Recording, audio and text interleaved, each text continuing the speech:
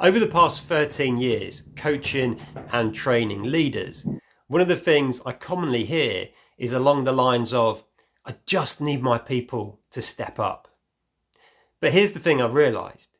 It's very hard for people to step up if their boss has got their foot on their chest, pinning them down.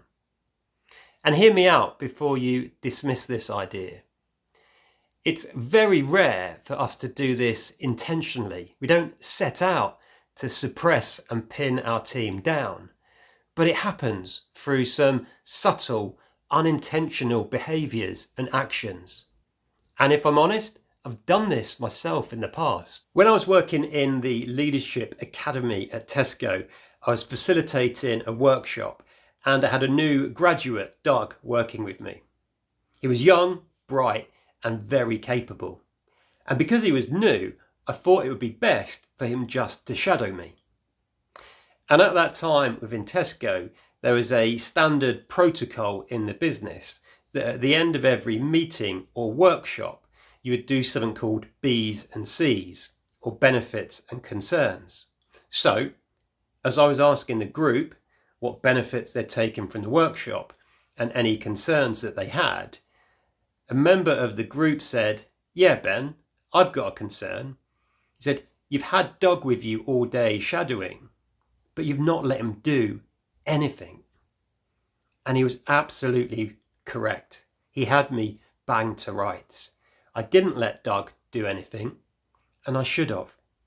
How was he ever going to step up, grow, and develop if I didn't give him the opportunity?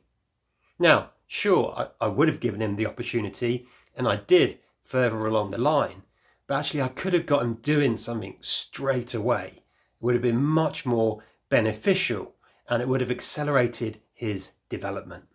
And here's the pattern I've realised. Leaders rarely hold people back deliberately. They do it with good intentions, just as I did with Doug.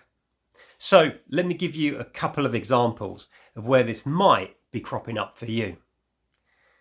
Let's say someone comes to you with a problem, and because it's fast, it's efficient, you've experienced a particular challenge before, we jump straight in with a solution, instead of pausing for a second and asking, well, what do you think? And before we know it, we have trained and conditioned our people to rely on us for the answer, and they stop bringing solutions.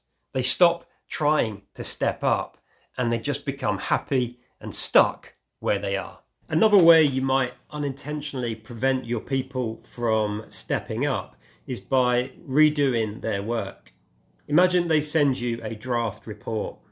You tweak it here, tighten it up there, or restructure it somewhere else. You think you're adding value and raising the standard, but their experience is, Ben doesn't trust me, he'll redo my work anyway, so what's the point?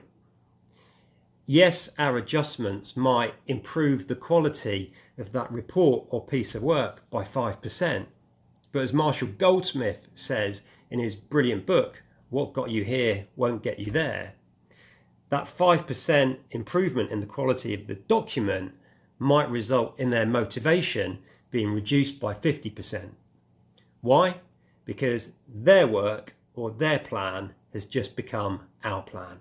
If you've been tuning in to the Leaders Kitbag for some time now, you'll have almost certainly heard me talk about my definition of a leader's job.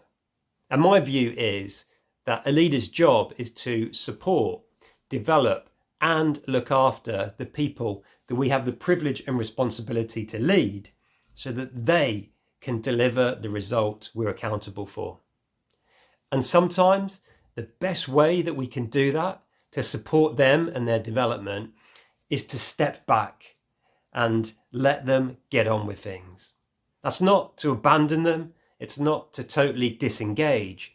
It's just allow them some space and freedom to try things, have a wobble, and then we can be there to pick them up and provide the support.